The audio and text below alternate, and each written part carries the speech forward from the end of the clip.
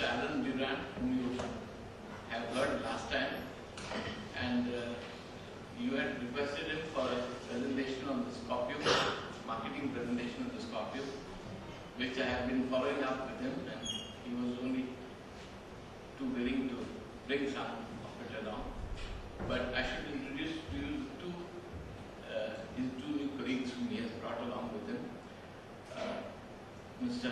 Prince Agustin is in charge of the HRD department, and he's connected with placement. So he's going to give us a presentation on the Mahindra organization and the scope we have for placement there. That's something which, as a management institute, we are deeply involved. And Ms. Anuradha, she is from the marketing side, and she has the Scorpio presentation.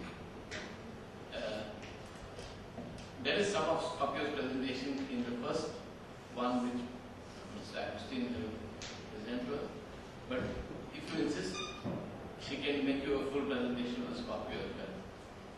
With those few words, I hand you over to Mr. Alan Durante. Say a few words. Sorry, but I must say that Mr. Durante's last visit here was a lucky one. Abhijit just reminded me, because he's now with the Federation Cup.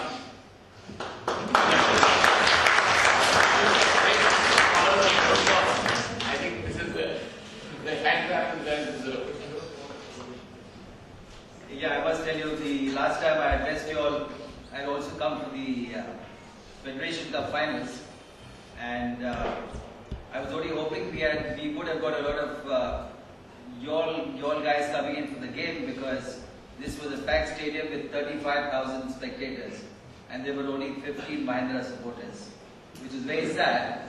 And it was great to see that with 35,000 supporters literally cheering that sporting club to go up, the moment they got a ball, until finally in the last I think 30 seconds we scored the second goal and we won the cup. But I think that was great, and I think you're going to see a lot of Mahindra coming into Goa, because I believe a whole lot of the National Football League games are going to be in Goa. And I'm going to give you all Mahindra t-shirts to watch the Red Devils playing a game from January to May. We've also qualified to play in the Asian Federation Cup. There are only 2 teams in India that qualified to play in the Asian Cup, so that's a pretty big honor for everyone. Okay, coming down to more serious business, you all were very keen to know something more about M&M. I am happy to bring with me Prince. Prince is the guy who heads HR. He's the chap who's doing all the recruitment, and we've got huge plans. And we also have Anuradha here with us, and she's really involved with both the Scorpio project. She's also involved with the Renault Logan. You must have heard of the Logan. That's the new French car we're going to start making. The plant is already in the process of being erected. We have about 15 French engineers and their families already settled in Bombay. We hope the car will be rolled out in February 2007. When you work with the French, everything goes as per a plan. unlike working with Indians where you accept some sort of an overflow a couple of months here or there. So here it is definitely on schedule. You will see the car rolling out February 2007. And in the meantime, you're going to have a whole lot of new variants and products coming out of the Mahindra stable also. You would have also seen that since I've addressed you all and now, the Mahindra share price has moved up from about an equivalent of 550 or 600 when I came to about 830. It's riding really on this huge success of the Scorpio. We've been doing about 3,800 vehicles a month, and all the other products, the Bolero and all that, are doing extremely well. It's also riding on the huge success of our Mahindra Financial Services. I don't know if you've heard of this company. In the automotive world, I think there's more money in financial services than making a car. Ford Motor Company makes more money on Ford credit than from Ford Motors. Of course, Ford Motors now is leading, General Motors is leading. But basically, there's huge money. And I think you would read in the papers that Mahindra Financial Services is going public, and it's going to have a fairly strong listing. In addition to this, we've got Mahindra British Telecom. You would have seen in day before's paper, the CM was there in Pune, where we've decided to increase the bench force in Mahindra British Telecom. I think about how many did we say that? By another 1,500 or 2,000 people. So it's really, and that company is also going to go public very soon. So I think the Mahindra, the third part is GESCO, which is the real estate wing, where you've seen that share price moved up from 100 or 150 to now 350. It's I think the highest priced real estate share is going. So everything in terms of the Mahindra group companies and Mahindra is on a roll. So I think you've got the ideal time to listen to Prince and see his presentation of M&M and where we're going. You all are welcome to ask any amount of questions, but Mr. Lima tells me that we've got to wind up everything by 12:30, so you've got to... We can go beyond that. Okay, because I don't think we'll be able to get Prince and Anuradha back again. We are locked into a whole lot of other presentations, and there's a whole lot of other things happening. So with that, I'm going to request Prince now to address you. Thanks.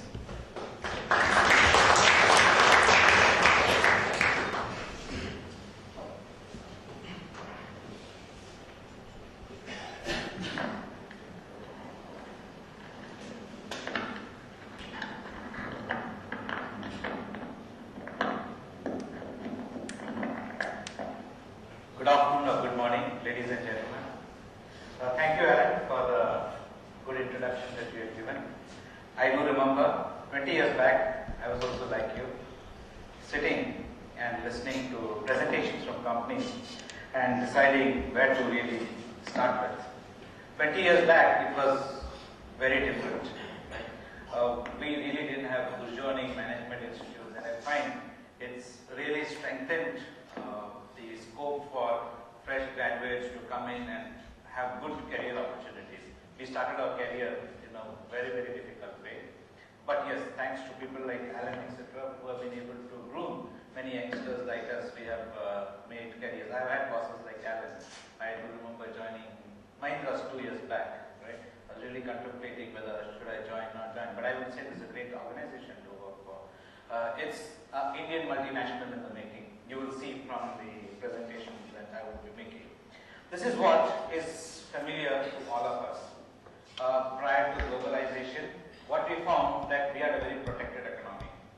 Competition was really not known to the Indian industries. You had the Fiats which rolled on, you had the ambassadors which rolled on, and you had the Mahindras also which could operate in a very, very protected market.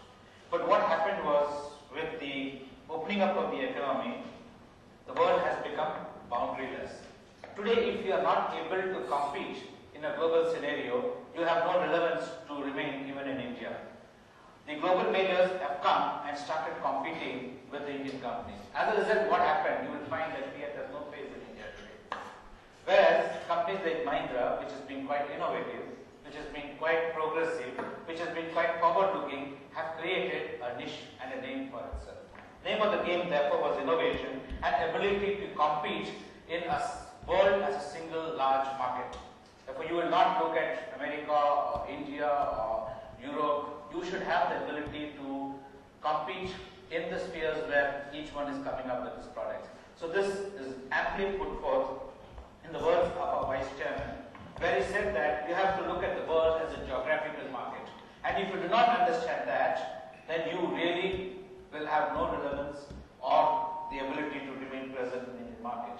Therefore, what happened was, as a group, the top management, of which Alan was a part, they debated and they said, we have to create a strategy. And the strategy was known as Operation Blue Chip in 2002. It had basically 4 distinct features.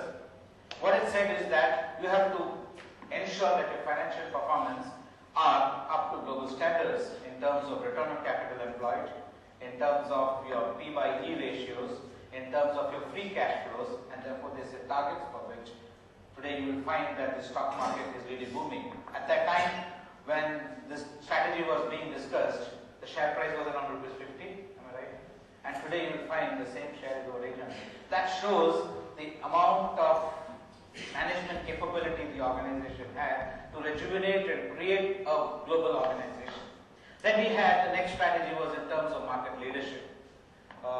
What they said is that any business, Mahindra is a multi-dimensional company operating in different sectors of the Indian economy.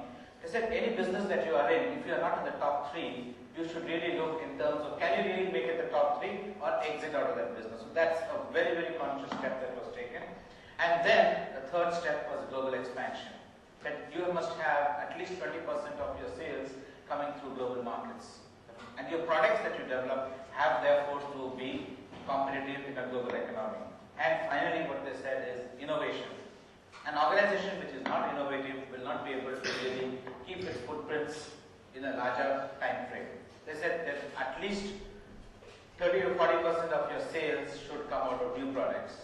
And with the leadership of Alan, we have about 60-70% of the automotive sector, right, comes through new products. You will find that most of the volumes which we have got today are through innovations. And therefore, as a strategy, if we reflect back, what has really happened to the strategy which was set up in 2002? Has it really worked? You will find that Mahindra has been able to set its footprints across the globe. And products are doing extremely well. South Africa, we've launched, we are doing extremely well. Malaysia, we are doing extremely well. Europe, we have, in Italy, it's the beachhead for entry to the European market. We have made our presence felt. Similarly, in US and other countries, we have started operations. Therefore, as a group, if you look at it, you will find that M&M, which is the core business, it has got to the automotive sector and the farm equipment sector, and the other allied business, other group companies which Alan just mentioned to you.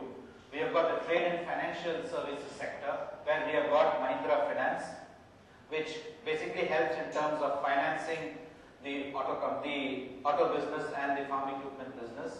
Then we have got in the infrastructure, the most important company is the GESCO, where if you look at Chennai, the Mahindra World City, which is a big economic development center in Chennai, and most of the lands there have been sold out. And you have got big names like Infosys, Wipro, etc., who have come and set up shop over there.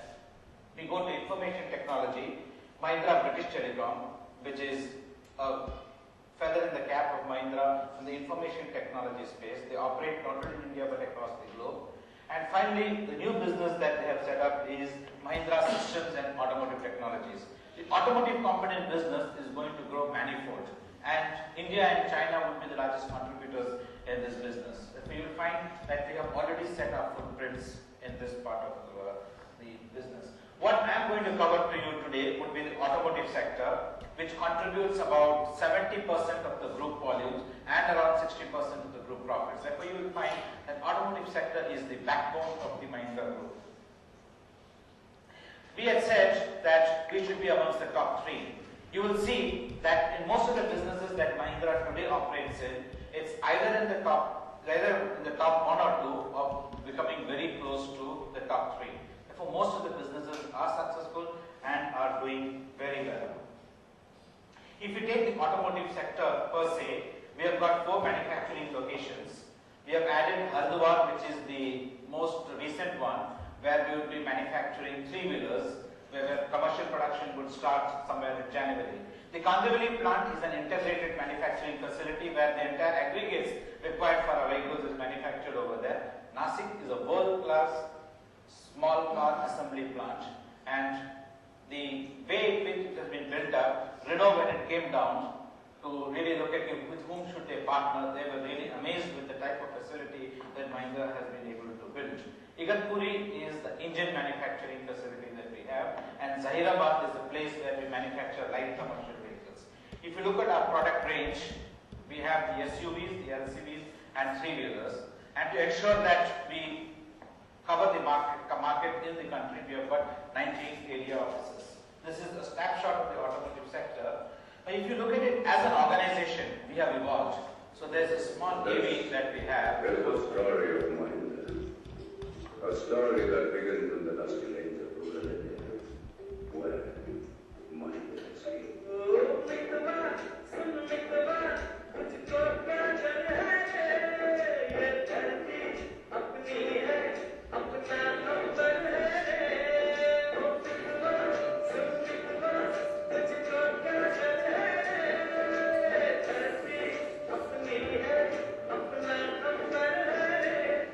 The story continues as mind conquers the city.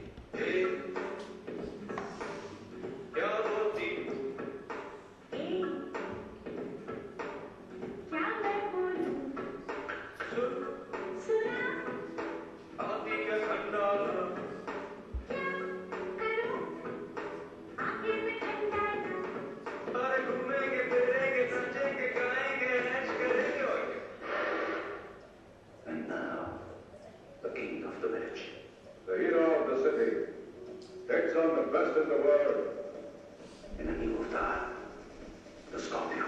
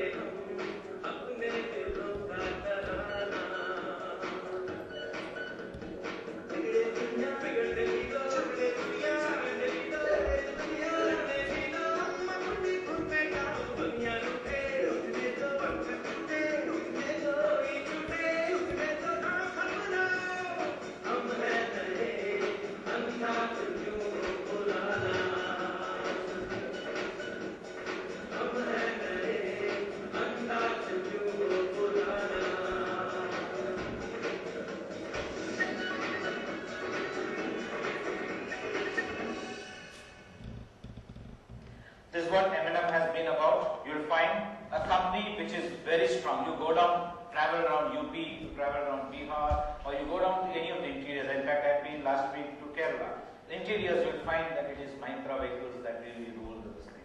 Now you will find that with the advent of the Bolero and Scorpio, we have also become a city-bred company. Therefore, you will find that across the Indian spectrum, Mahindra Automotive really rules the roost. This is what is a phase to the entire thing, the passenger vehicles, which you are quite familiar with. We are entering now into the car segment with the joint venture with Renault, will be called the Mahindra Renault Limited. This is a global car which has been developed by Renault, which will be manufactured and marketed in India by Mahindra Renault Limited, a joint venture between M&M and Renault. In fact, when the joint venture was being launched, everywhere where Renault has set up its operations, they have always had a majority stake. And Schweitzer, when he was in India, the chairman of the Renault Group, he said, one of the journalists asked him, why is it that you have given up majority stake in India? They said, it's not very often that you get a company like Mahindra's. Therefore, it's really a feather in the cap for India as well as for organization that they have given us the majority stake in this venture.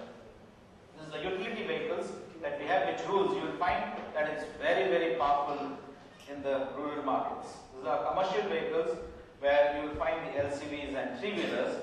Now, Mahindra operates up to 4 tons. Now, what we will be getting is that we will be getting into larger tonnage of medium and heavy commercial vehicles. We have entered into a strategic alliance with Navistar, a company known as International Trucks and Engines Limited with USA.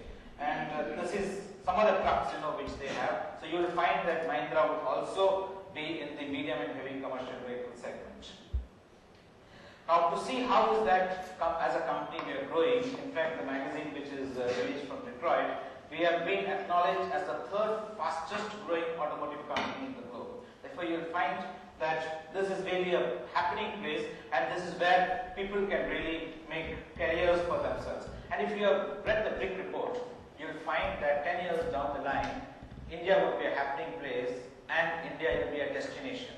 And hence, people who look at organizations like Mahindra would really make a name for themselves. Therefore, what people would have to really focus is not at the short term, we have to look at long term. 10 years down the line, can I be an Alan Durante, or can I be one of the people so that I am one of the coveted people in the country today?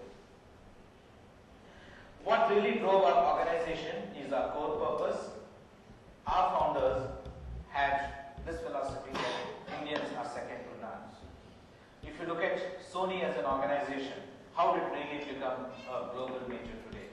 During the Second World War, the country was totally devastated. So they had this philosophy that Japanese should be second to none. The biggest mistake that Japan made was in trying to become an army superpower. They said if we had a goal of becoming an industrial superpower, we would have actually ruled the globe. And therefore that's what really drove Japan to its heights today.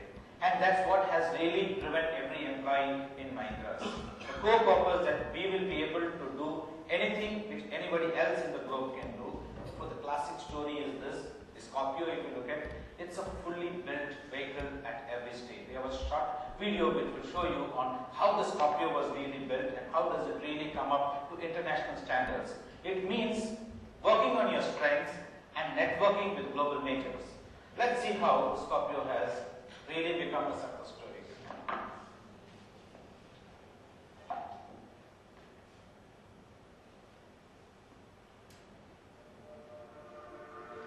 How do you build a world-class car? How do you make a car unlike any other in the country today? How? You start with an attitude that says nothing but the best will do.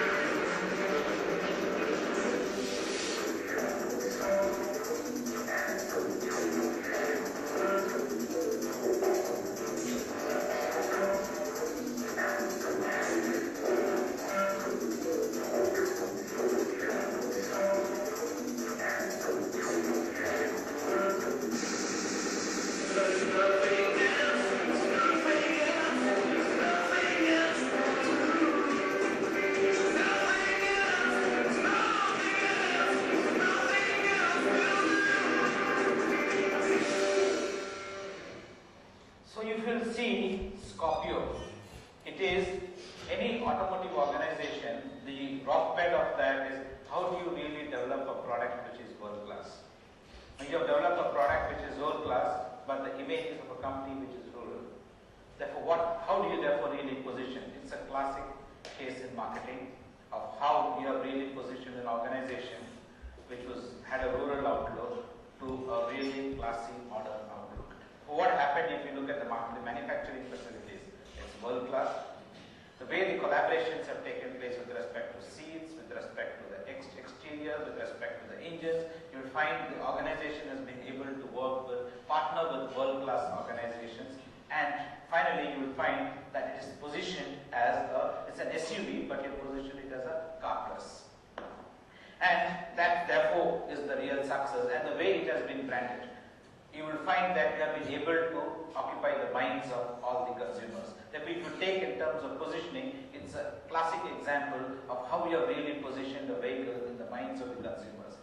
This tagline, if you will see, it is Scorpio from Mahindra. Therefore, what happens is, Mahindra is a company which is noted for reliability, which is noted for producing rugged and trustworthy vehicles.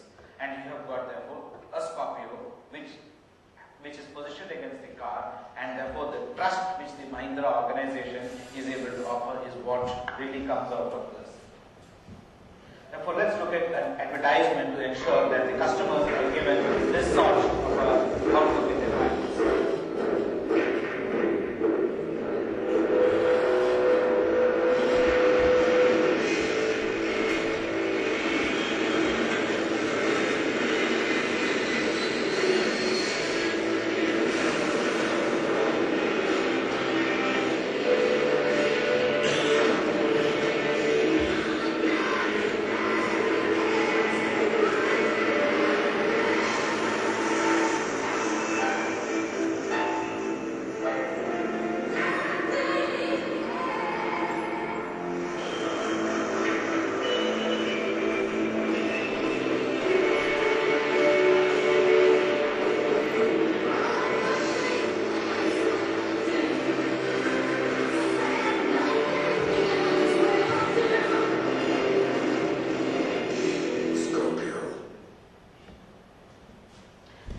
In terms of positioning, and this really speaks in terms of how we are able to really market the product. And the success of the Scorpio therefore has now become a case study in Harvard Business School, where they train managers in marketing. This is a very good case study in terms of how do you really manufacture, market, and create a brand image for yourself.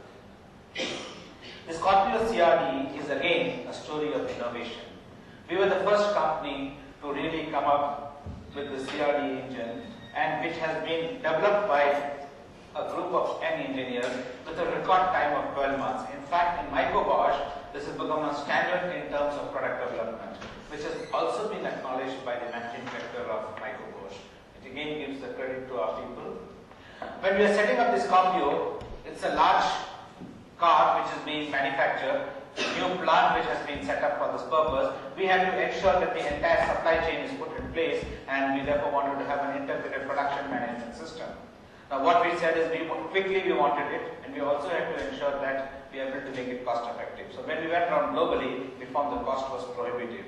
It's our people who really work, like people like you who passed out of colleges. They were given the freedom. The greatest strength of this organization is that it gives people the freedom to work, which you will not find in any organization across India. And they have really developed, and you will find the whole manufacturing facility today works with this IPMS developed by our own engineers. For as an organization, how have we shifted? When we were rural driven, when we were in a protected economy, we were a production driven organization. We never thought of the consumer in a very large way. We have to manufacture because there was a demand which was available, which was the state for every other organization. Slowly we moved into a marketing diet, where we said the whole thing about the customer, the whole thing about ensuring that we give the customer a delight when he comes to buy a product. If you see the making of the Scorpio, you will find that the dealership experience that customers get are totally different today. What Mahindra was before the launch of the Scorpio and what it is now, there is a totally different change in the way we have gone about. Now today we speak in terms of innovation-led, customer-centric organization. Because what will happen is, the focus today is in terms of understanding the needs of the customer before he really knows about it, and then coming out with the product. Otherwise, if you are like a run-of-the-mill organization, you would not be really in a position to capture the minds of the consumer.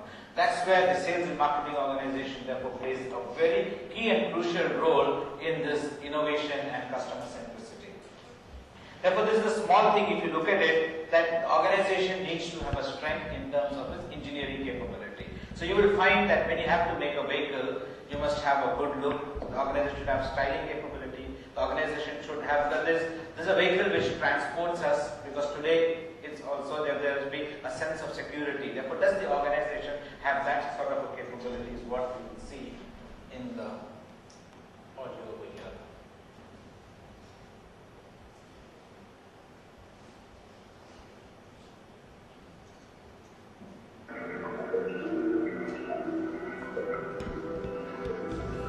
This is a test track where the vehicles are tested. What you will see is you must know the reliability of the suspension. This is how a suspension is really tested. Normally in our normal work, normal usage of the vehicle, this is really not there. If it goes through a really rugged track, which is there at Aurangabad.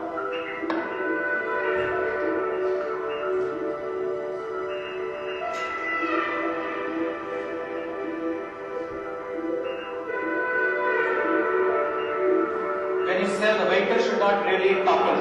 Therefore, you will look at the handling of the vehicle.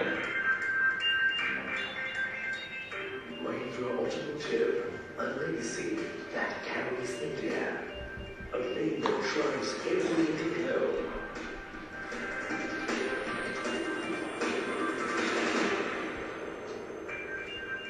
Mahindra and Mahindra's DNA worldwide is embedded in its array of rugged players. Over the last 6 decades, we have delivered great products that have excellent drivability, reliability, and robustness. Our product development made this possible by understanding customer wants and desires, implementing ideas with the ingenuity of our engineers, technologists, and scientists. Product development that includes R&D and product engineering is the intellectual backbone of M&M brain power. It's where the excitement of innovation resides. My vision for product development in the 21st century is to develop cost-effective mobility solutions that will exceed global customer expectations, leveraging both our capacity for innovation and our global delivery model. Our attitude is inspired by the spiraling trends of the market. An attitude to anticipate change and delight the customer. This is how the styling is done. A behavior of ingenious coherency, which blends teamwork with individual talent. Actions which are driven with a focus to deliver ingenious ergonomy to every customer. An ingenious drive which tries to make every delivery into a pleasurable experience. And our products, which are an evolution from an undirect and dedicated effort of in-house research and development. And R&D, where we strive to create cost-effective and sustainable mobility solutions. Product development encompasses ongoing and new products and research and advanced engineering that shapes and creates vehicles for the 21st century. Today, product development is the backbone for Mahindra's group. The Scorpio launch has established M&M as an automotive company. Dr. Puneet has taken over from Alan Durante as the president of the sector. Mahindra's product development is the brain trust of the company. Dura is a renowned PD professional who has joined us from Ford from US. It is an endeavor to be a globally recognized automotive player. We are doing this through new alliances with international players like Renault and International Truck. And we are doing it through our own product development and by getting into new markets globally. Our key strength is the people. our PV team has a mindset that anticipates customer needs, innovates systems, and implements these in our vehicles. Product development dares to dream or design, disciplines drive the development, and robust virtual and physical processes test the reliability.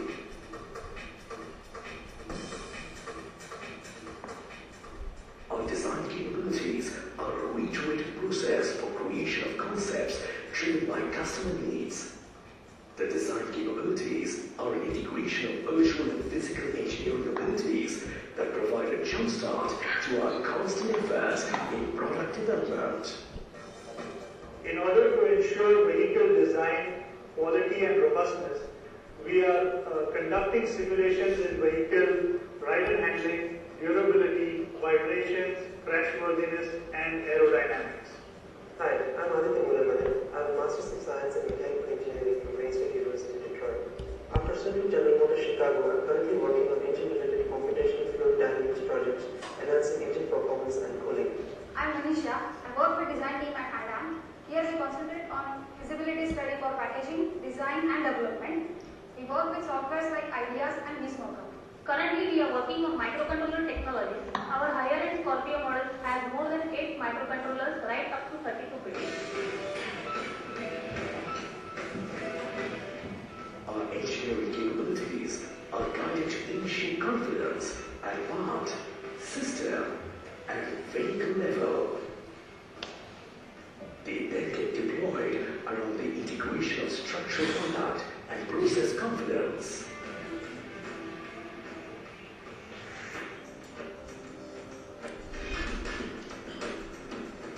This is one of the world's best conditioner. Proof of the cooling is amazing. After doing my postgraduate in mechanical engineering from University of Cincinnati, Ohio, I had many offers, but I chose to go to Manila and Manila. Why to go anywhere else? When you are getting everything in the whole country. Hi, I'm Santosh Desai. I did my master's in mechanical engineering from BJP Mumbai. In Mahindra Auto Sector R&D, I am working in vehicle crashworthiness and occupant safety division. The work is really challenging and I am enjoying it.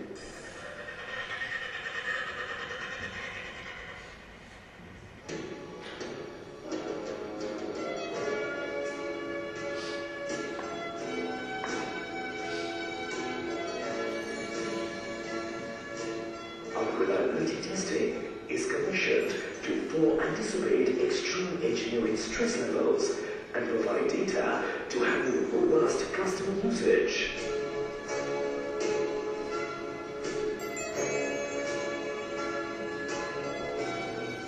I've been here since 2 years, since I graduated. Since then, I've actually conceptualized, designed, built, and actually tested a CRI engine.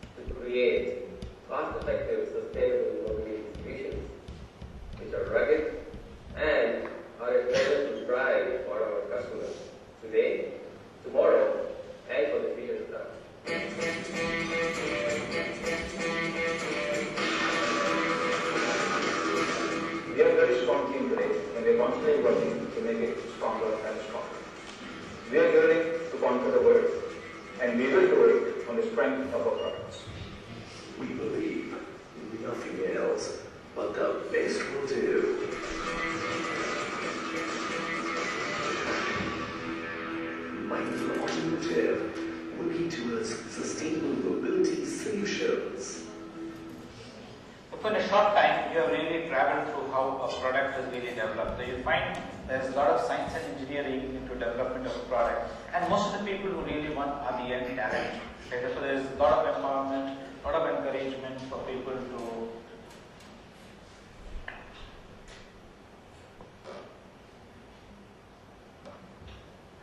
really work and offer challenging assignments for them. Here what happens is you will find that engineering does not work on its own. They have got to get the customer insights from marketing. Therefore, every function in the organization is a part of the development of a product. You have people from sales and marketing who give customer insights. You have people from service, which becomes an integral part of development of a product with respect to what have the customer experiences of the usage of the product, who are part of this team. Then you have got people from purchase, people from manufacturing who work together to ensure that we develop a product. Therefore, challenge for HR, if you look at traditionally, it was more in terms of a resourcing function and more of an industrial relations function. This challenge for HR has totally become different in an organization like ours. We said that HR should be a catalyst for bringing about a change in the organization, primarily because people are the strength for any organization, and if people are not able to deliver, you will find that organization will not be in a position to succeed. To make this happen, we said we have to energize the entire organization.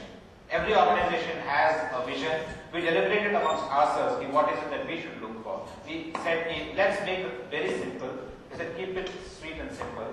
So everybody across the organization, right up to the level of a workman, will be able to understand it. If a customer has a look at it, he will see, yes, this is an organization which looks at my needs. So when we developed it, we said that the two people that we should really take care of in our vision. First we said is the customer. Second we said is our employees. Therefore, if you look at it, we have said that we shall, and next we said we should look at clever ways of meeting the customer needs. Therefore, the promise that we have made to the stakeholders of our business is that we shall ingeniously surpass the latent desires of our customers by unleashing the passion of our people. So this is the key thing which drives the entire organization. What it delivers is what you will see on your right. And finally, if we say that in every segment that we operate, if we should be leaders, then it should help in terms of providing superior business performance. This is what really drives us. And this is what is the policy that as an organization, our main focus is to ensure that we attract the best talent and we give it an environment by which you will be able to contribute significantly. This is a model that we have in terms of people capability in the organization. What we focus is on an all-round development of the individual. If you look at it, our HR strategy, it looks at aligning itself with the 7S McKinsey model, which you would be totally conversant with. What we say is if you take the 7S McKinsey model, it should basically help in terms of building people capability. Therefore, competencies is a major focus area for us.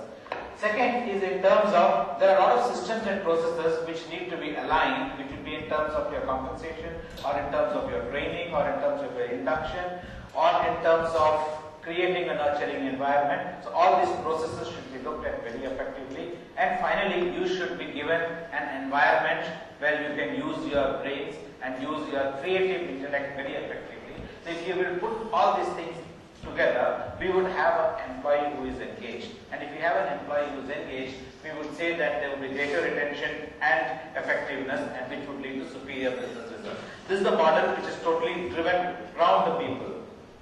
And to make this all happen, it will only be possible if we have got the entire commitment of the top management.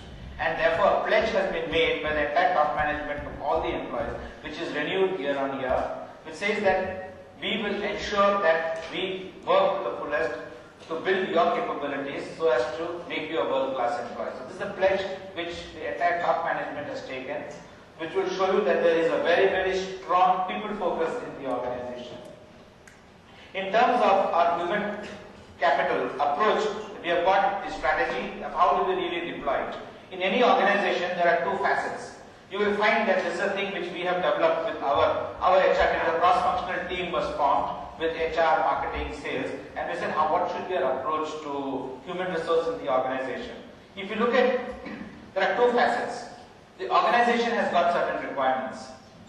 For the employee, the organization requires to hire people, The organization requires to have a good performance management system. Organization would require in terms of people building the competencies, and organization would have a talent management framework. This is from an organizational requirement. But if you join the organization, what would be your output? You are really not concerned with any of these things. Because ultimately at the end of the day, you will ask, am I having a clarity of the job that I am doing? Correct? This is what you would ask. You are not really concerned how many people you hire or what is the methodology that you really resort to hiring. You will tell, am I paid well? Am I having a direction of where I am going in the organization? And am I rated well? Whatever system you have, which it really does not bother. Therefore, what we said is that when we deliberated, we said we should be able to create a bridge between the two. The employee aspirations and the organizational aspirations. Therefore, two key focus areas that we are working as an organization is auto passion, which we say that every employee in the automotive sector should be passionate about the product, should be passionate about the vehicle. If you will see, most of the people who work with us are very, very passionate, they are totally committed. They really look in terms of how can they build a better product so that they are able to satisfy the customer. And next we said is, one of the weak areas we had was communication. How do you really connect through a process of employee engagement, which will therefore bring about these aspirations. This is a unique model that we have. You will see in most of your textbooks, you will not find this really explained in this way at all. And therefore we said we have to have the marketing aspects to human resource part of our development.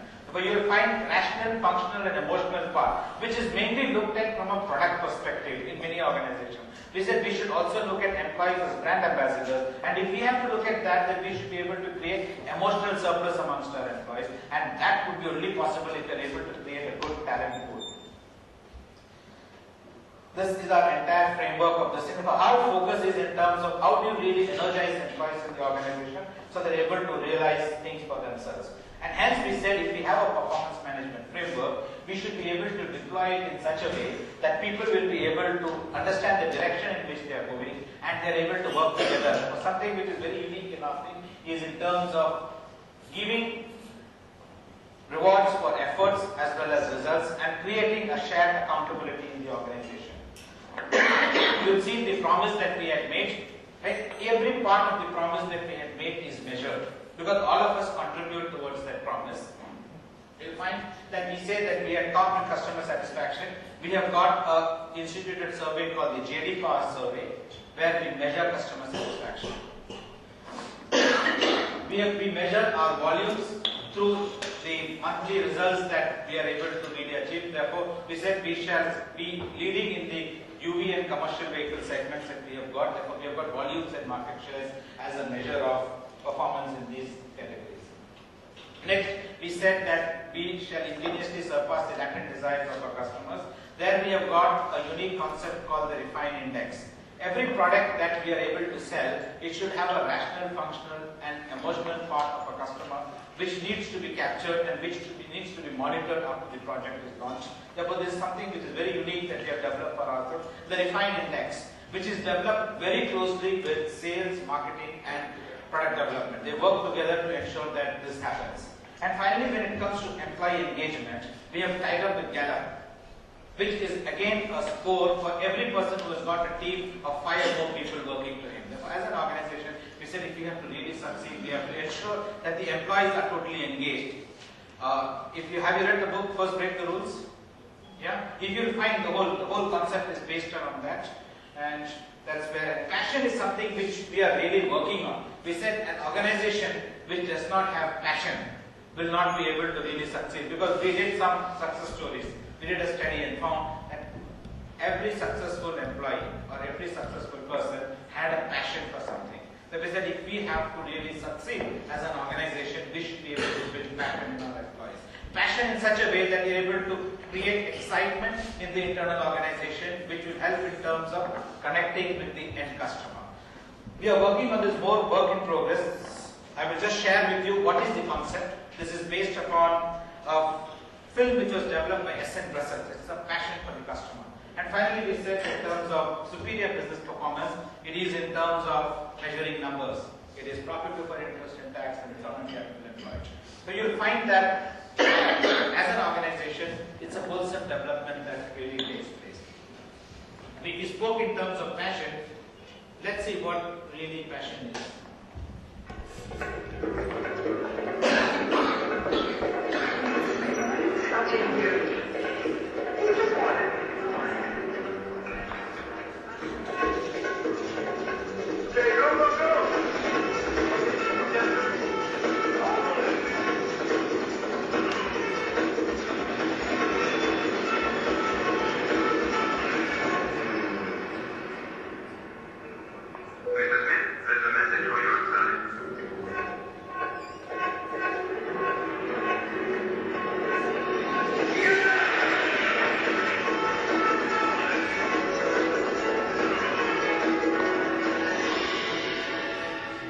So this is what we would like to build in all our employees, so that our external customers are excited with the internal this thing. We are able to connect with every customer for whom we are really serving. We focus in terms of talent management in a very big way. This is a major initiative that we have taken in the last 1 year. We say that every employee, if you look at our HR approach, we said we are really not concerned with what system do you have, but ultimately am I able to get a direction. In the Gallup surveys that we have done, we found that's a key area that we need to really work on. Our talent management framework has become a very, very crucial initiative in the organization, and this is the way that we go about implementing the whole thing. We spoke in terms of competencies. As an organization, we felt if you have to really succeed, you have to have competencies as a framework. Therefore, we have developed what is known as the leadership competencies, which will help you to move within the Mahindra Group. Functional competencies, which will help you to deliver for the organization and the job that you're looking at. And we said if you have to connect with the organization, you must have what is known as automation. So these are some of the things that we are really working on. I have to really spend, since you've got a shortage of time, right? Probably some other time when I come, we will share with you on what is this competency framework. We said as an organization, we have to really grow, right? Automotive sector, we have got graduate engineer trainees whom we hire in a big way, and we also hire executive trainees from the management schools, right? But what we said is, any person that we hire, we don't look at him from a short-term thing. We said employees who join us should really look at the organization from a long-term perspective. Therefore, our whole vision that we have is that we should be able to deliver our employment schemes in such a way that we are able to live the vision and dream that every employee has. And the final destination is where the employee has his real core capability, and that's where we will take him. So this is what is our scheme in terms of providing opportunities. If you look after you join the organization, your management education still continues, because every degree has got an expiry date. Your degree expires the day you pass out. And every day you have to create a new benchmark for yourself. Right? Therefore we said we have to have a continuing education scheme in the organization. Therefore we have got a very, very focused development plan in the organization. We have got certain parts of it which is really required, which everybody would undergo, and as you grow higher at the organization, you will find that progressively you will be trained. And there is a goal that the top management has got, that every employee in the organization should have minimum 5 days of training. This is compulsory, you are off from your workplace. In fact, that has been a major focus area for Alan. When I joined the organization, there's one thing that before I leave the organization, I must ensure that I'm able to build a very robust training plan. And that we could say that last year we had about 7 days, man days of training. When I joined, we made it about 6 days, and this year we would reach again up to 7 days. But the focus this year we made different was, not everybody had a 5-day training. Some had 3 days, 2 days, some had 15 days. But we said minimum there would be a 5-day training for every employee. But this is what would help you in the future. If you join an organization which does not really fine-tune you, your degree has lost its expiry date, you have lost everything, then where do you really go? You'll feel lost in the world. So people who have really succeeded are ones who have really, what you would say, sharpened their saws. Have you read the 7 Habits? Right, of Stephen Covey. So we would say we will focus on all those 7 habits, because it is winning habits that really take people forward. One latest book you will read is Bhagavad Maskanta's The Confidence. So we believe in a strong way in creating winning habits in employees. Employee engagement is a very big focus area for us. We would ensure that how do we really bring about is we create a platform where employees can share very fearlessly. One thing in a manufacturing organization is it tends to be very hierarchical. And today's youngsters abhor hierarchy. They would abhor bureaucracy. Therefore, we know that this is what is a manufacturing organization. It has become marketing, and it has become innovation and customer centric. If that be so, then we should create a platform where employees can share their feelings and employees can speak openly. And that's through the Gallup and other employee sharing initiatives we make that happen. And we also started measuring culture shifts. We said culture of openness, transparency, and candor is what we should really be looking forward for. All this primarily because we would like to make M&M a great place to work, and if we make M&M, we make auto sector a great place to work. Our philosophy is that we have to be a great place to work. If you do any surveys, then you will find that automotive sector does not figure amongst the top 25. We did a recent survey with CII, and we were adjudged as the best company in the Western region. Our goal is that because it's a diverse industry, across diverse industries, if you do a survey, we should be amongst the top 25. Because there we have to work closely mapping perceptions of people. And hence, to make this happen, we have got several initiatives. Right? These are some of the initiatives, like we meet people in masses twice a year. We conduct surveys, we ensure employees contribute through innovative suggestion schemes.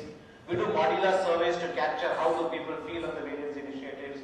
And in manufacturing locations, we have got total productive maintenance. Now to ensure that the quality initiative is driven across the organization, we have tied up with the Japanese Institute of Management to have total quality management across the organization. This is a Samvad model that we have. Therefore, you'll find there's a structured approach to hearing employee voice. We do a survey across, and every manager is given a training how to really improve his ability to manage his teams. Then we do modular surveys in terms of ensuring how the teams are really working, and then we have again do the surveys. Therefore, what is known as a Deming cycle. If you read the quality manual, Deming is the guru with this thing. He says that we must follow a plan, do, check, act. So this is a typical PDCA model that we follow to ensure that our employee engagement initiatives are fully in place. And we link it up through our performance management system. And we've got a unique concept we have introduced last year called relationship reviews. We started off with the top management. Relationship review is we put you through a structured training program, after which you would work in groups to find out what is really coming in the way of group working to improve efficiency. The culture that we would look is in terms of, you will find that a race driver, if he has to really succeed, you will find that he can, if you give him a fastest car, he will not be able to succeed. There is everybody who works along with him. Similarly, in an organization, if you have to really succeed, everybody who works in the organization, right from the watchman at the gate of our dealer to the workmen at the shop floor, everybody has to be aligned. Therefore, we said we should have a culture of ingenious delivery, a clever way of delivering to the customers. If you have read the Blake and Morgan in your management, the culture should be a 9-9 culture. Therefore, to summarize, what you would look at is globalization has really changed the face of M&M. It has created its own unique DNAs to compete in a global environment. From an organization, you will find that we are becoming a totally customer-centric organization. Anything and everything and everybody does should be totally adding value to the customer. Otherwise, that operation will not be done in the organization. You will find that it's a very, very people-focused business. HR in the organization would be a catalyst for bringing about change.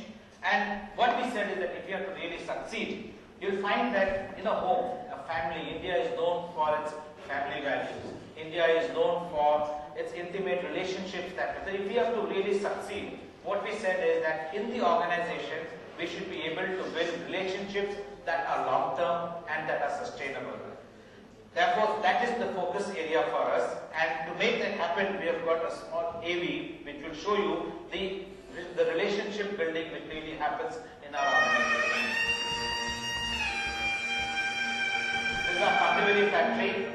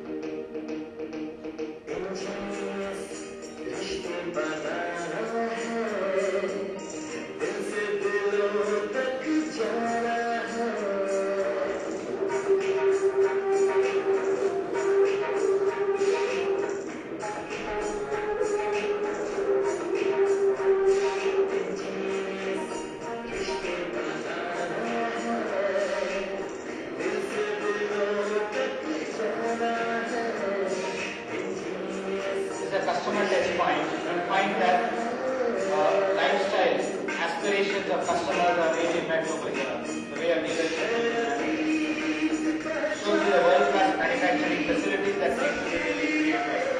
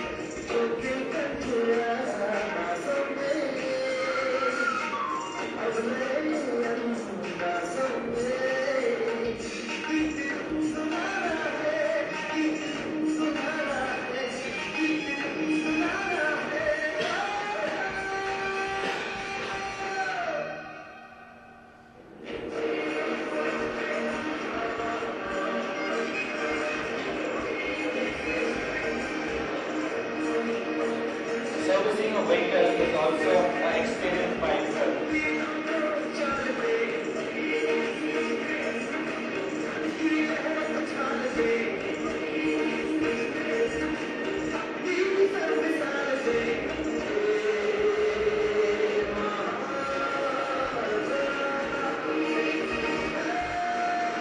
These are all the vice presidents of the organization.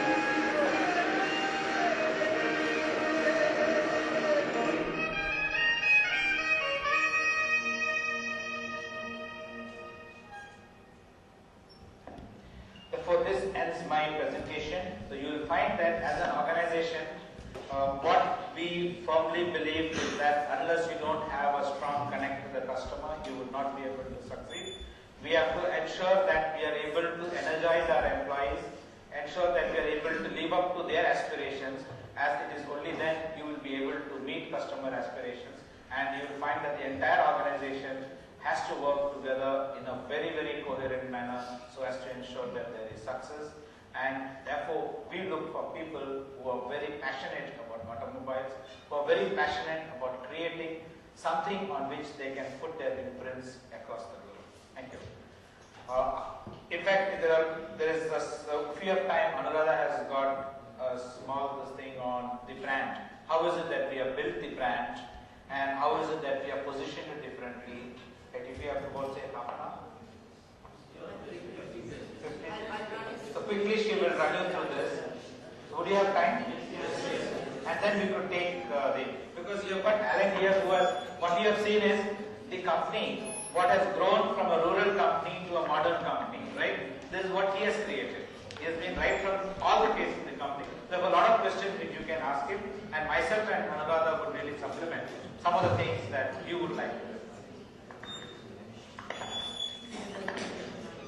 I'm sure I can be heard till the end. I'm not going to use the mic. I'm sure I can do that, so that's what I'm going to do.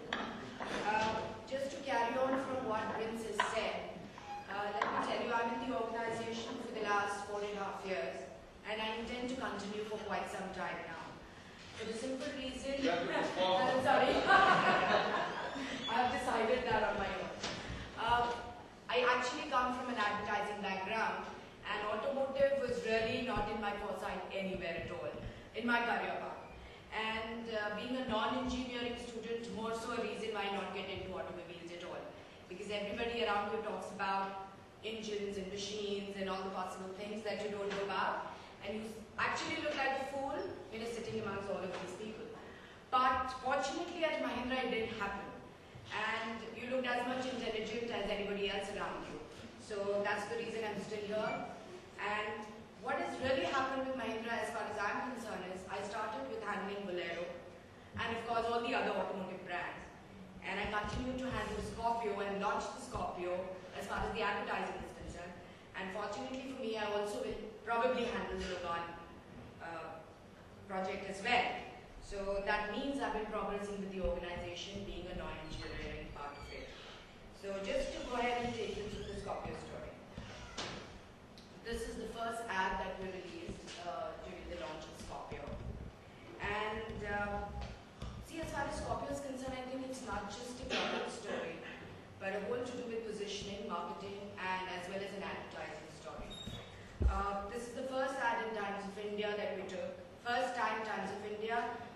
double spread color exist. It's something that we had to trick them into, but we did that, and this is what it says. Okay. As Prince took you through the Amir Khan AV, it clearly told you how Mahindra has progressed from being more to do with rural to being an urban imagery company. And this is exactly the context for Scorpio. A bit of product differentiation. I'm just going to run it quickly. I don't think you really need to know much of this.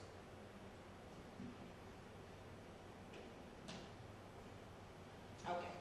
So the objective of Scorpio is really as, I think you've seen a whole lot of Scorpio, you've seen the making of Scorpio, and it clearly tells you that we wanted to make a world-class product, but it had to be at an affordable price.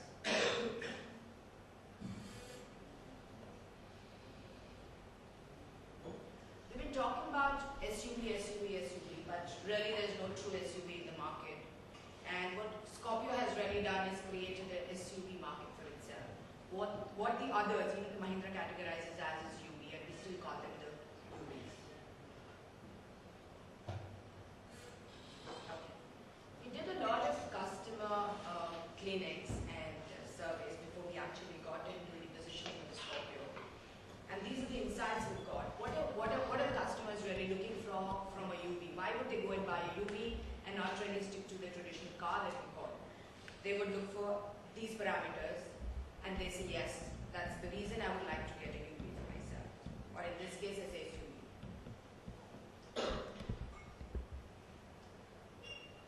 You've already gone through this. I think most of this has been told you in the making of the Scorpio AV that you've seen already. That how the Scorpio was made. What is the business model of Scorpio? And therefore, the REF that he's been talking about, the rational, functional, and emotional benefits that you get out of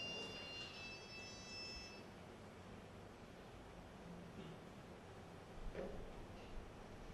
Taking from where we said that we did these clinics and what we found, why is a consumer going to actually buy a Scorpio?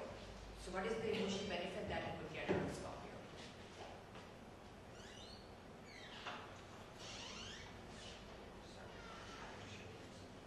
So actually, we came down to the brand promise of saying it's a luxury of power and thrill of an SUV. Because even if you were looking for thrill, you were still looking for comfort, you were looking for luxury. That's something which is considered as a hygiene factor now.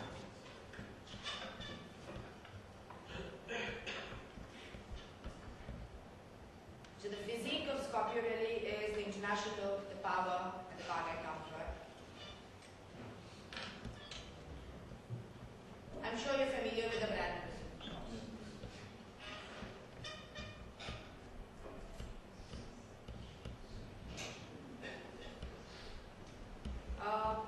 When we say extension of his lifestyle, we really are clearly looking at urban lifestyle.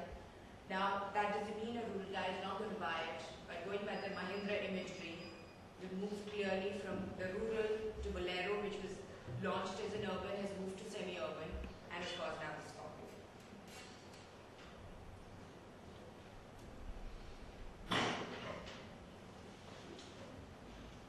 So, what does Mahindra stand for? I mean, has always stood for and will stand for is the tough, rugged. But the negatives that came with it, of course, they're rural, very basic, and not seen as a very technologically advanced car. So what? So it can't make urban vehicles at all. But we did that successfully with Bolero.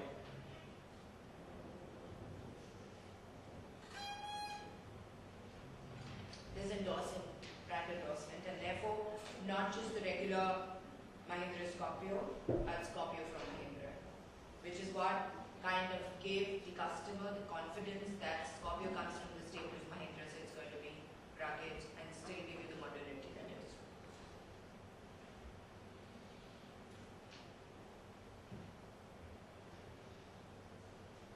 Okay. So how do we deliver the brand promise?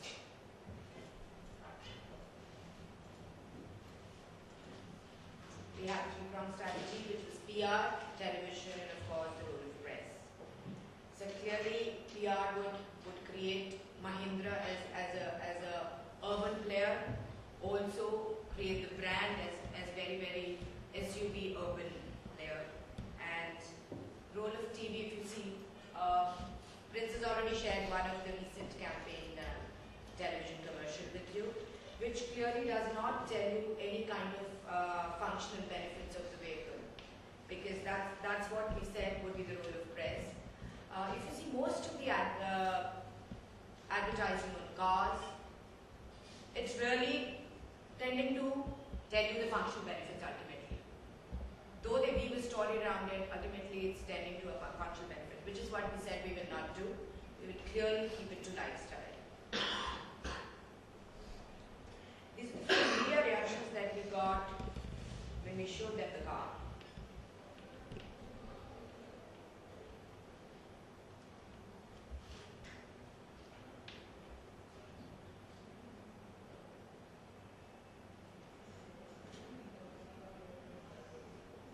Okay. So we've created the SUV category, which was non-existent in India. And how have you done it? Not by calling ourselves SUV at all. We've launched a car.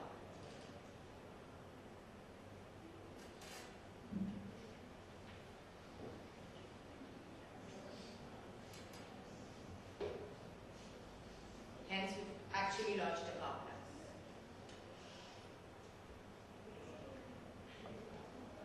Why is it car plus? What are the rational benefits that it gives you where we can say it's a car plus?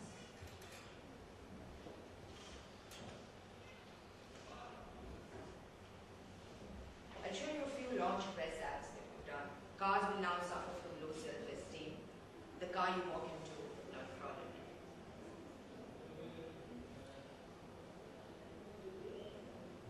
As I said, double spread color ad for the first time in Times of India. We did a whole lot of media innovations with Scorpio.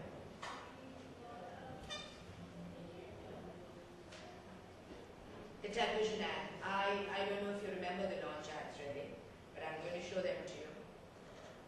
They've been shot in Australia and South Africa. The reason for it is not really because we wanted to go abroad or something like that, or we wanted to do that visit. More so a reason because when you want to show international quality, it makes a whole lot of sense to show a whole lot of international setup, because that kind of gives you a background of what international quality that you're talking about.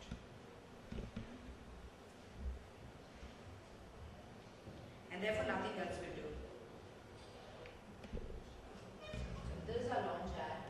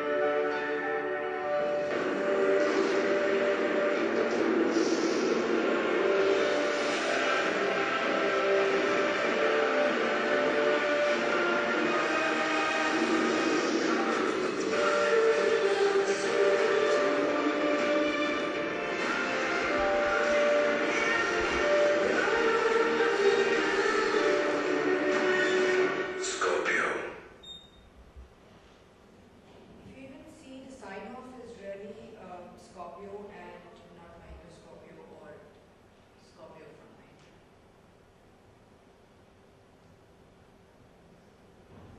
Let's hope this comes on.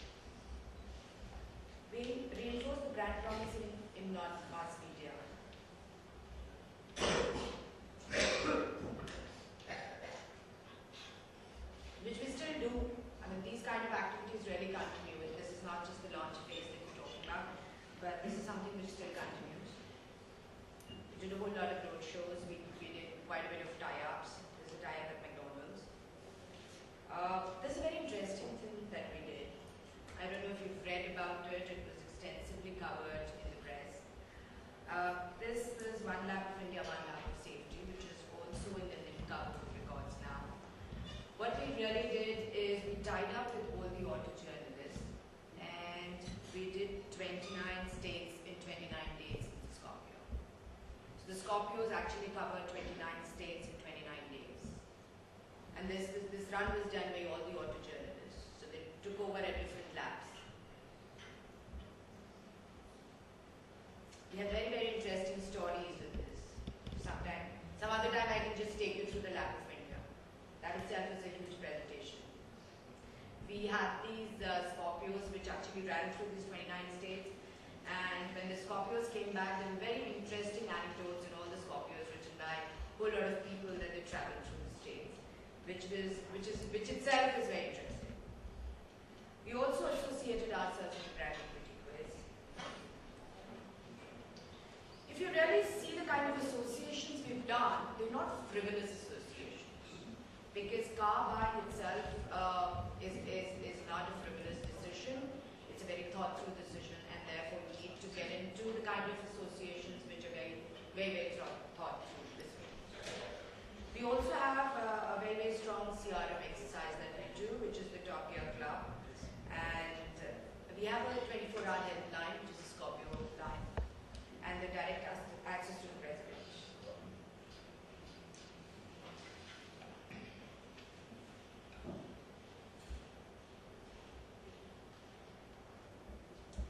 We also do a newsletter to existing Scorpio customers.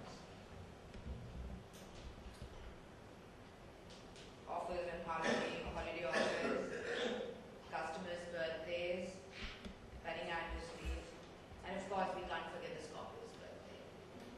So we actually send them a card on their first birthday of Scorpio.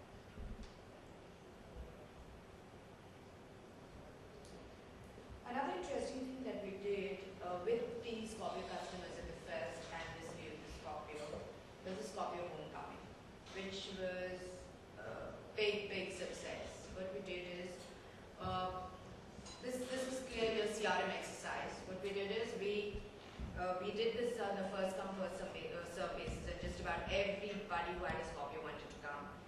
We took around 50 Scorpios to our Nasik plant and showed them our world-class facility. So they actually came to know what the car that they're driving, where is it made and how is it made. So this is the journey that's towards the Nasik plant.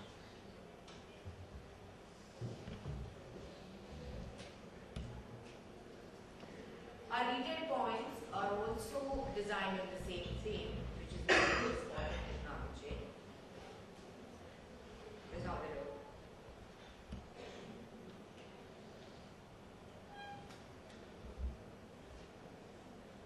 So what are the results? When you kept saying that I'm car plus, what happened to the market? See the extensive growth. Now the reason we actually talked about us as car plus is because the UV market, if we were to talk to the UV market and say I want a share of your pie, it would have been really, really small. What you need to talk to do is, you need to talk to the car market to say I'm going to be a part of you and not really a part of the universe, rather than saying I'm a part of the UV market. So when we said car plus, did we gain from the cars is the question. I mean, we've done a strategy and we've tested and said, do I get a relationship there? And if you see, we've got 69% of the car owners picked up a Scorpio as against 25%.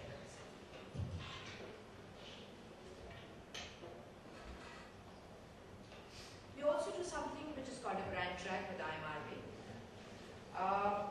This is a journey of the track from the wave 1 that we did when Scorpio was not launched to wave 3, wave 4, and wave 5. The top of mind recall for Mahindra agency, you can see that very clearly. The unaided recall. For MUV SUV owners only and all responded. Wave 4 is just when we launched the Scorpio. This is the Scorpio.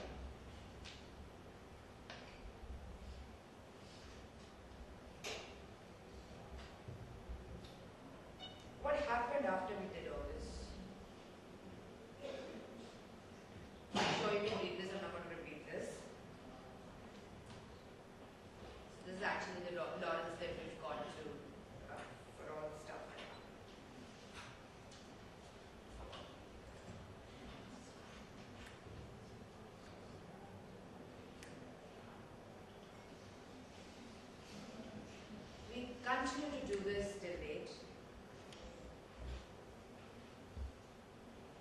CNBC autocar.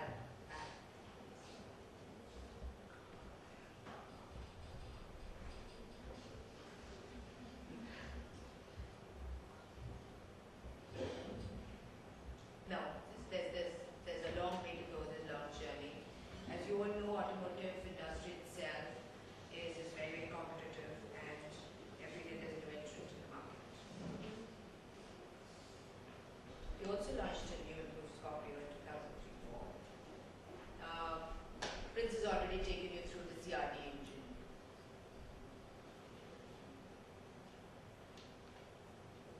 This is the advertising.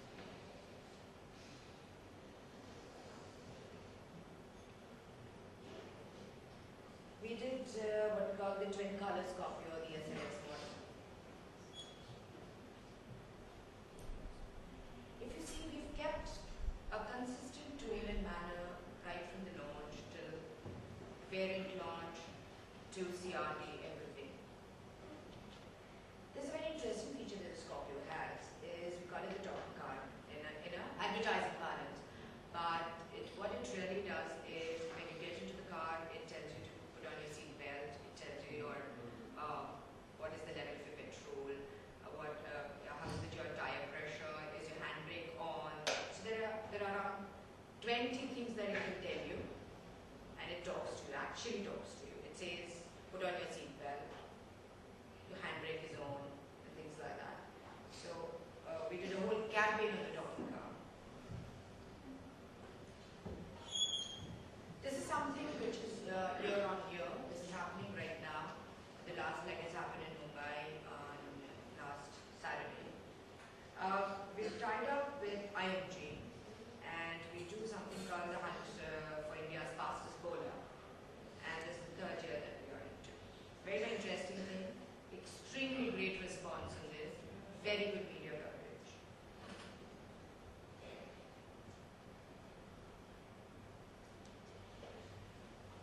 I'm going to leave it at that. I think there's a whole lot more that I can talk about. But this is it.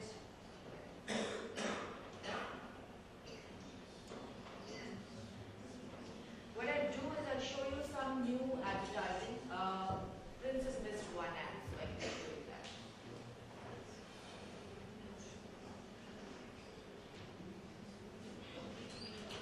Market share, you can just quickly go through and rush through it.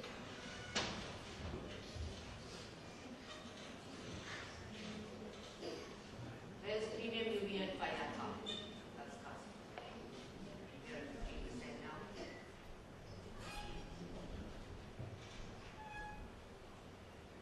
Another interesting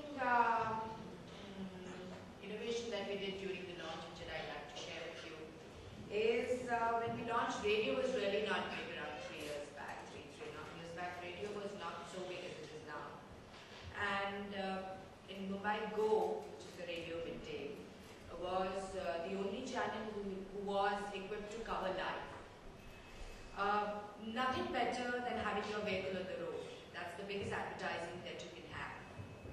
Because people actually get to see the physicality of the vehicle. And not too many Scorpios obviously running on the roads when we launched it. So what we did is we had a cavalcade of three Scorpios on the Mumbai roads, flanked by around 8 bikes. And that was covered live on radio. And that got extreme amount of visibility for us because the Scorpios were running a cavalcade on the roads of Mumbai. And obviously when a cavalcade runs, roads will have to be cleared. So everybody thought about it as a major thing, and it got covered at Go. So it was a very big thing that we did around that time. I'm sure most of the radio channels really cover live now, so it's something which can be done easily at this stage.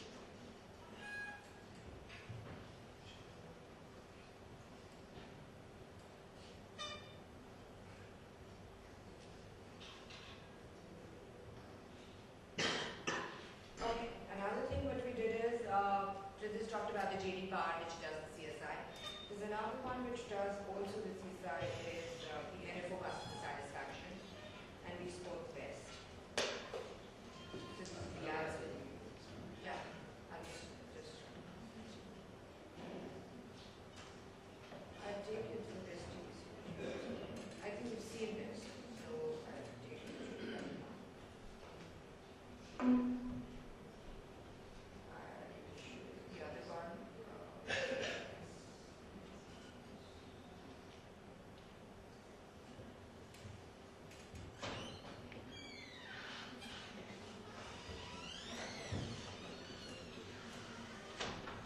Clearly the positioning here is car class and how you could choose a Scorpio over a car.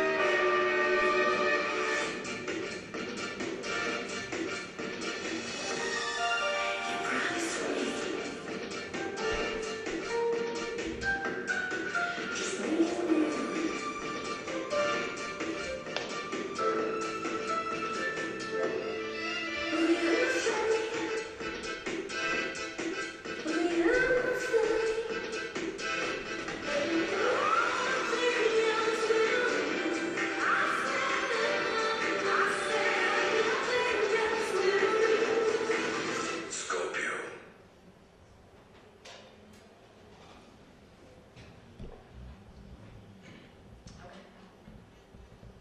Okay, I think that's it. Otherwise, we go to The third fastest growing company in automobile sector. Can you tell me the figure? How much percentage year on year? See, we have been growing at a rate of about, last year we grew at about 23%. Year before we grew at The around- industry had grown 20% a year for 3 years. We were growing 25% a year for 3 years. So we've been growing much faster than the industry. The launch of the Scorpio hasn't driven cannibalization of your earlier brands like your Bolero or your Well, I'm happy to tell you that Bolero as a brand is now doing about 1,800 million a month. So although initially we thought it's going to really cannibalize Bolero, but you've got some very tired Bolero customers who love the shape, who are very happy with the ride and handling of the Bolero, and they are repeat customers. I'd just like to add on to that. That is, initially we had a fear that Bolero might get cannibalized, but what has happened really is in positioning guys also we moved it to the semi-urban areas. So it is it's remained at its level, and Scorpio is obviously gaining the. When you launched the Bolero, it was launched as an urban. Yes, it was. It was actually to create a platform for Scorpio, because Mahindra had to create a platform for itself in the urban market. So the Scorpio was planned at the time when the Bolero was launched. What was the average media spend on this campaign and non-campaign Scorpio? You want the reported spend or should I No, tell maybe you? the rough figures would come. If you go with the TAM data, then it's around 60 crores. 60 crores. Yeah, that's how it gets reported actually. But we would, the launch spends would be more than 25.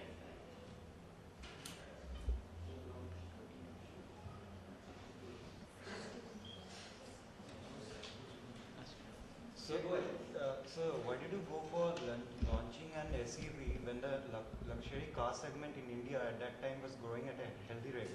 I mean, why did you go to a different path to the success? And the fact is that why didn't you try to attach the robustness of Mahindra's name to the luxury car segment, which was absent in the Indian market still? I mean, at that time also it was absent, and still now it's absent. Well, Mahindra has really been a utility vehicle manufacturer, and we profess and we will always remain in that niche segment that there is. So what really has happened is we've continued being a UV manufacturer. We have in the process come out with great styling, and with that styling and the strengths of the UV, we've been able to eat into a lot of the passenger car market. But we have no intentions of becoming a car manufacturer. You may say, why the hell have you tied up with Logan to make a car? That's a separate one-off product, which is not really affecting the M&M. That's a separate company. So we will continue to be only in the UV segment, the SUV segment. We have no intentions of getting into small cars where margins are paper thin. You can see every day Maruti gives you 50,000 off, and Sanford then gives you 52,000 off. And if you look at even worldwide, the type of money that Ford or General Motors make on cars is paper thin compared to what they make on their trucks. So the bread and butter really is trucks. You said that SUV sector is going at a higher rate than the small car segment. But if you look at the whole world market, the world market is really, the SUV segment is graduating, is increasing tremendously at the expense of the other cars. So everybody has this thing of a status symbol of a 4x4, of an SUV. Though, as far as we are concerned in India, a 4x4 truly, the demand is very little. The demand is not more than about, say we produce maybe out of our total production, maybe about 5% of 4x4. Basically, some for government, and you look at Rajasthan, you look at some of the hill areas which sells. But if you look at the export market, it is 100% 4x4. Everything in South Africa, everything in Europe, everything in Uruguay, everything in Malaysia is 4x4. Now, a lot of 4x4 is really not usage of 4x4, but I think it's got that great snob value, which really everybody wants it to be 4x4. And then you differentiate from the men, from the boys, by having a 4x4. You were telling luxury segment, why is it that if you see the luxury segment, the volumes are low. And the segment that we have positioned is around 5 plus, between 5 to 9. In the 5 to 9, the volumes are large, and people would like to have the benefits of a car, right, with the usage of an SUV. For the Scorpio was positioned in that particular. It's so spacious, you know. If you look at a car, you look at an SUV. The SUV Scorpio gives you a great ride. There's great looks, and it can take between 5 and 8 people. A car, if you got 8 people going for a party, you got to take 2 cars. So I mean, it's economical, and and everybody's proud to drive a Scorpio. The number of women driving Scorpio is in Delhi and Bombay is very large. Whereas I don't know whether our competitor would have many women driving their similar SUVs. So I think styling and the length of the vehicle all has a lot to do with really sort of getting Scorpio to be the very simple vehicle. The last question is, last time when Mr. Durant was here, I asked him a question for like you. I read in an interview by Mr. Naik from LIP, where he was complaining about the fact that, for his engineering and construction division, he doesn't get good civil engineers because all the good civil engineers are sitting in Infosys or going to IT companies. Because manufacturing and engineering professions, the technical line is something very low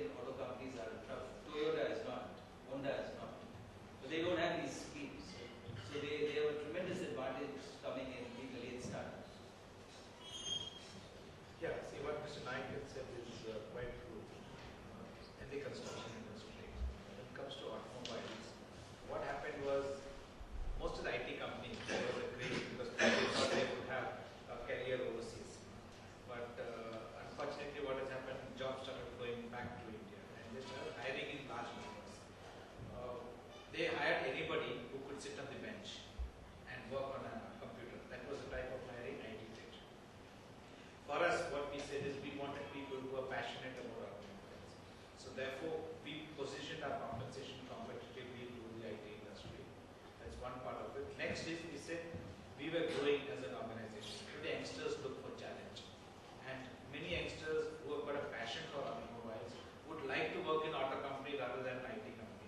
Like we have seen, there are people we have hired from the US. They had a good career in the US. They said, we don't want to work with General Motors. We have worked enough. We want to come back. In fact, I get a call every third day or fourth day either from GM, Ford, or Penny, Daimler, Chrysler. They say, what are the opportunities in India? Are we coming? In fact, we have started hiring in a big way. Last year we hired, year before last, we have hired about 35 engineers. This last year we hired about 125 engineers. This year we are planning to hire about 175 to 200 engineers. So people who are passionate about automobiles, they really want to work in this industry. But a person who is just, as long as IT industry gives you a short-term career, it will not give you a long. 5 years down the line, what is it that you would really look at? And as Alan had said, rightly, India and China is becoming a big manufacturing economy. But they have realized that Indian quality and the Indian mindset is different from that of the Chinese. Here we have opened up. China has not opened up to the extent that we have opened up. Therefore, India has a distinct competitive advantage. And hence, engineers are looking forward to coming and making a career. And in GM, they're all losing their jobs. So you're going to see a lot of inflow coming back to India. Instead of an exodus, you're going to have really an exodus to there too. It's just about starting. Yeah, the question is related to the automobile sector as a whole. Time magazine says that GM, Chrysler and Ford, they are growing at 3% per annum. And whereas Honda and Toyota are growing at 6%, 7% per annum. Now Hyundai is growing at 20% per annum.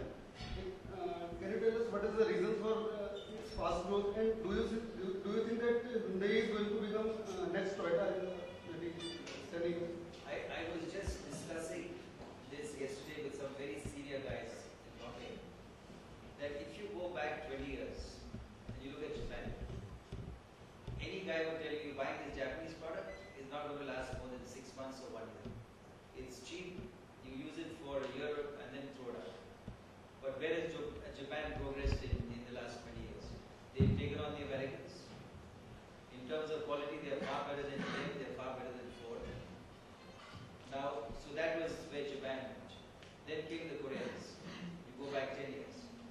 You bought a Korean thing, including a Korean car, of 5 years ago.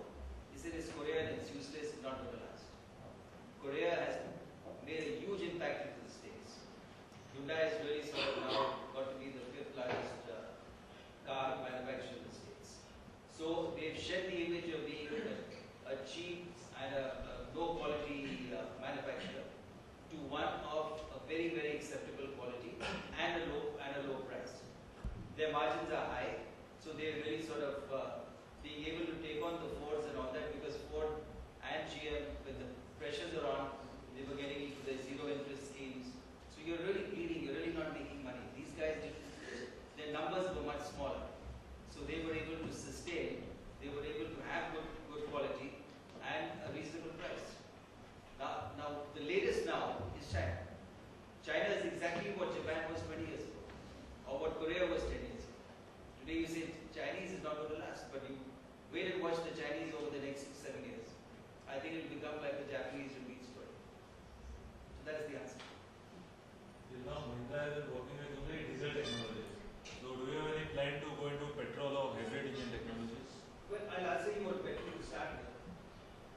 If you look at Europe, diesel has increased dramatically over the last 8 years. If you look at 10 years ago, diesel was considered a bad fuel, a dirty fuel. If you look at it today, it's supposed to be a great green fuel. It's a fuel which is better than even petrol. So in Europe, the shift is tremendously pronounced. We had a major problem as a member of the Automobile Association, where we had these petrol guys who had their own lobby and we had our own, and they tried to vehicles in Delhi. And then if you ban it in Delhi, then say, why not Bombay? So the point here is you got experts to say that with all the new attachments you put onto the engine to clean the fuel, your diesel is as clean, if not a cleaner fuel than petrol. So really the diesel movement has got tremendous momentum, and there is already a shift in America which is predominantly or only petrol, and diesel was only for trucks, to diesel now being accepted. And diesel is really, I think, a fuel which is caught on and is just displacing petrol. Number two is if you look at fuel average, you look at the fuel average of a petrol vehicle vis-a-vis a diesel vehicle. You definitely get at least 15 to 20% a better fuel average. You look at the cost, maybe subsidized in India, the cost is about 25 to 40% lower. So really these are all the aspects of diesel which is not going to tie up the diesel technology with the guys from Bosch and Siemens that are working relentlessly on it. Diesel, I think, is something which is there to stay. It's not going to be replaced by petrol without. The other technologies are something which are happening. There's a lot of money being pumped in. I think one has to wait and watch. Because finally, all this, the new technologies, are going to be really clean technologies, are going to be something which people will legislate and really work something. But if you have to make money on it, you have to sell volumes. So I think it is something which is happening. But how soon is it going to happen is a big question mark. It would get accelerated if the price of oil went up to say $70 and then went up to $80, $90 and $100. Believe you me, then all money would have gone into all this. But I think the other guys have now been quite sensible to say that there's no point of just killing the goose that lays the golden egg. And if you take it on beyond $70 a barrel, people have to automatically look at alternative fuels much faster. Yeah. My question is, how you are going to position Bolero now? Or how you are positioning Bolero now? Okay, I will let Anuradha answer that and then I'll chip in. Okay. Bolero has really gone into the whole lot of product diversification. So what Bolero you had by launch is not that it's still there. You've got variants of Bolero now. You have a Bolero, which is more a retro kind of vehicle and targeted towards youngsters. You have a Bolero XL, which is really targeted at the contract segment. You have a Bolero GLX and TI, which is at the personal segment. So, considering that the target audience for Bolero has changed with the variants, there's a tricky one. So, we're working on it, and Bolero will still have the rugged. It will be closer to the Mahindra range. What would be the USP of Bolero now? What is it? Yeah, to add to what Anuradha said, the price positioning is also very important. It is 20% cheaper than this one. So for somebody that wants a rugged vehicle and that doesn't have so much of money and is satisfied with the performance because it's a community product, its position, price positioning is totally different. Okay, anything else? Sir, while launching a Scorpio, I understand that you downplayed Mahindra brand a bit. Now, how did the organization react to it? Was there, when you downplayed the main brand, which is Mahindra, in the launch of its one of the most important vehicles, how does the organization react to it? I don't know what you mean. Sir, when the Scorpio was launched, I understand the Mahindra brand was little underplayed. In the sense that it was more of Mahindra Scorpio from Mahindra rather than Mahindra Scorpio. So, how did the organization react to it? Was it like taken in the stride, or was there a lot of internal debate whether Mahindra brand should be attached or should not be attached? I think I'll tell you what happened is, see, you look at the Mahindra image, you see the making, evolution of Mahindra. Mahindra was a rural company, right? It is noted for its rugged and tough thing. But when it comes to service, etc., right? If you look at a model, like the fascia is totally different of a dealership. The service that you get is totally different. And therefore you had to create, the old Mahindra had a different promise, the Scorpio had a different promise. Therefore, the promise of Scorpio was that it is from Mahindra, therefore it is rugged and reliable. But Scorpio had to create its own distinct identity that this is a modern vehicle. Therefore, a modern vehicle needs to be serviced differently. The customers need to be treated differently, and therefore you had to create an image that this is a vehicle which is positioned totally different. You're going to compete with the car segment, which is the personal segment. The customer intimacy, which is a key part of this whole thing, is totally different.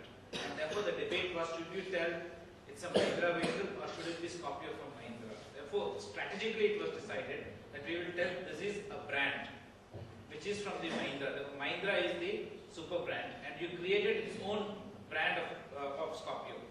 Therefore, you had two brands, the Mahindra, which is the mother one, and Scorpio, which is own distinct thing. Therefore, the Scorpio brand values and the Mahindra brand values both go to each other very distinctively. And that's why if you look at it from the from the reports that she had shown, you'll find that it has been quite successful.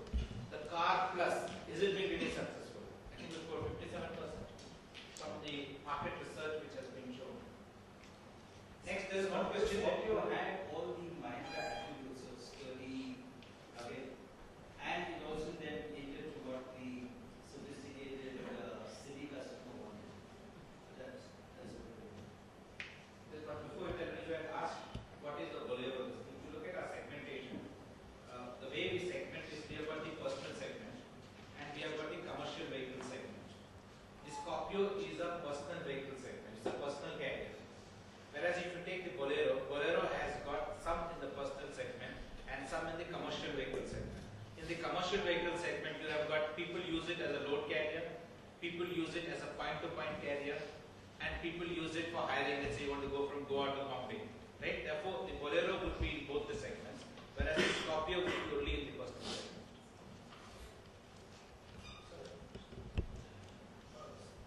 A related question. Scorpio is a great product for the rural rich. Why is the company staying away from this particular segment? Yes, you are very right there. It could have, if you look at Western countries, right, you will find that people use it as a personal segment as well as a means of carrying their goods and this thing. It's a part of our product offering which would come shortly. I don't think rural rich are not buying Scorpio.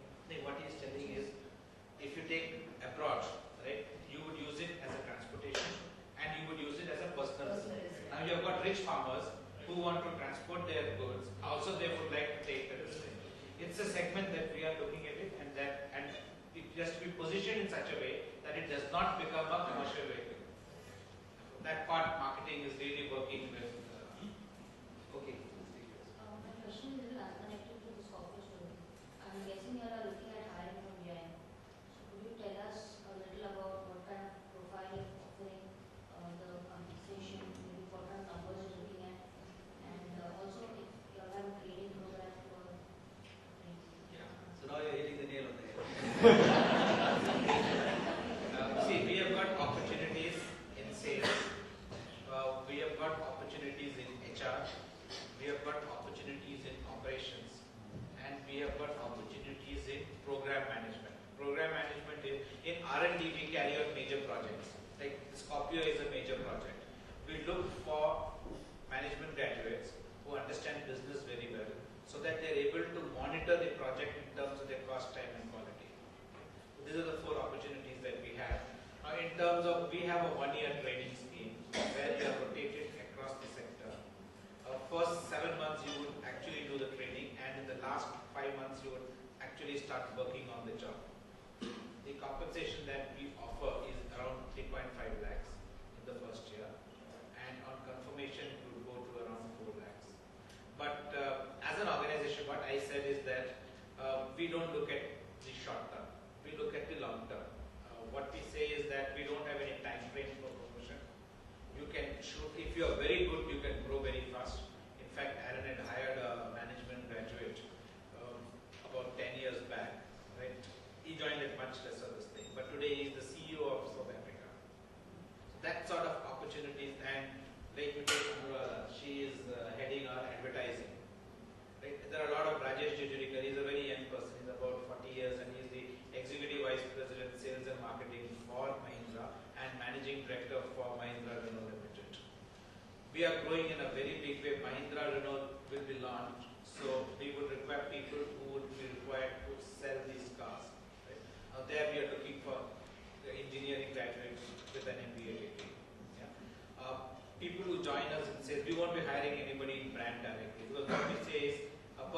has to be really a brand person. He should understand the market realities. One of the greatest success, what I find about Alan is his ability to judge the market shifts, which is most significant. Today, if you look at it, the challenge for any company like ours is how do you really judge the market will move? 2 months before you should be, because the lead time for scheduling parts for production takes about 2 to 3 months. If you misjudge the market, you'll find the company can go to dance. Therefore, starting a career in sales, about 2 to 3 years, a person should start in sales, and then you would have a 1 to 2 years stint in branch. Then you would go at a senior level leading a branch, and from there you would come down to marketing, and then there's a career in terms of sales. If you take in terms of operations, person who joins operations, he can join at the shop floor level. They will understand what is the brass tacks of really managing a group of workmen. Then you would become a manager for a module. And you could probably go back to sales or service. People who join operations will have a good opportunity because they understand the product which they would be able to service at the customer end. I think what you would want to know is if you were hired, what would you be taken on as, right? We have executive trainees and we have management trainees. The management trainees, let's get down to brass tacks. We were discussing this 15 minutes before coming here. The management trainees are typically IIM Ahmedabad, Calcutta, Bangalore, or the CAs. And the executive trainees would be from the engineering stream, would be from the management institutes, non-IIM typically. Now, while this is said, I personally feel from my experience and experience of a whole lot of guys we've recruited over the years, this is only a difference over the first 3 years. If by the 3rd year you can't make up this gap, or you have all the opportunities to make it up, because that's not a stigma. It's a situation where you have to show your worth, and then you catch up, because we're not looking at anything short term. But if you want to attract people from the IIMs there, they are definitely at a different, you're recruiting them and they would come at a preferred, their whole admission is on a different basis. And this is the subtle difference that we've got, but I think in 3 years that should get made up with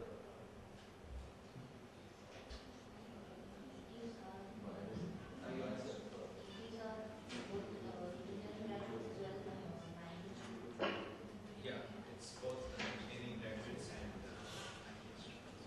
the management training would be typically chartered accountant or IIM Ahmedabad, typically that is one. And I think that's the typical profile in the industry.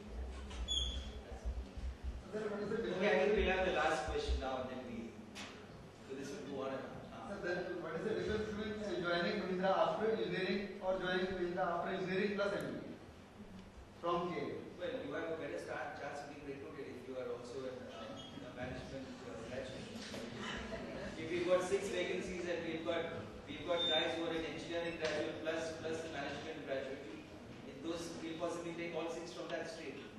So the basic engineering graduate would not stand a chance in the 6. See, So you have edge. Let's put it that way. See, engineering graduates primarily get into manufacturing and they get into R&D and part development. Management graduates, right, you start with sales. In operations, your ability to grow is much faster, and your ability to move across functions is much larger. From my experience, what I've seen, because we have got the group runs the management training scheme, and in automotive sector, we take people. Like, we don't go to the premium colleges, we go to a college which is say below 12, 13 ranking, and we take bright people from there, and we find both after a period of 2 to 3 years, both of them reach at the same level. Even compensation to catch up, because our compensation structure is typically, unlike any other organization, is based on your performance and potential. So whichever institute you are from, after 2 years, if your performance does not catch up, you will go down in your compensation. And if any other person comes, his performance is very high, he will start getting nearly 70 to 80% rise in compensation. Therefore, you really catch up after 2 to 3 years. So one last question. Other group companies, would you be able to answer from other group companies? Yeah, 100%. Like Mahindra, what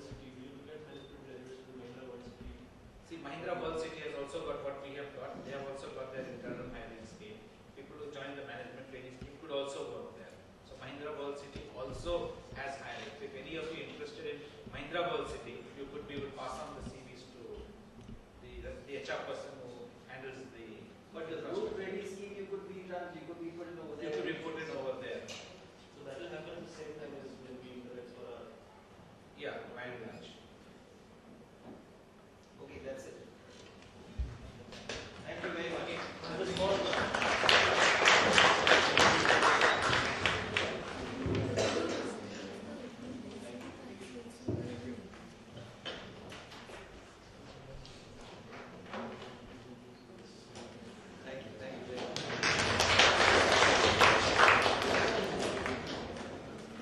Okay, I guess we'll come back and give you enough time now. Prince will tell you if you guys want to be. Say in case all those who have got a passion for automobiles, who would like to make a career out of automobiles, right? You could give your CV to Professor Nema, and we would come down and we would have a Fix a day when you get okay, you could give it to Mr. Mitandani and I think maybe what you could do is, if there are a sufficient number who are interested, we can fix a day when possibly Prince and one or two of his guys can come down here and spend half a day and go through it. Yeah. We could work that out. We'll put up notice. If you would, anyway, you told us verbally, but I will send you a mistake. you send me a mail. Which is the ideal time that guys should be interviewed? See, we have a next week, so when is that? It starts on the 17th. There will be around 18th or something we can have. Oh yes, depending on the road. We'll organize a team that does this will come down. Right. So I'll continue to put up the notice. Okay, thank you very much.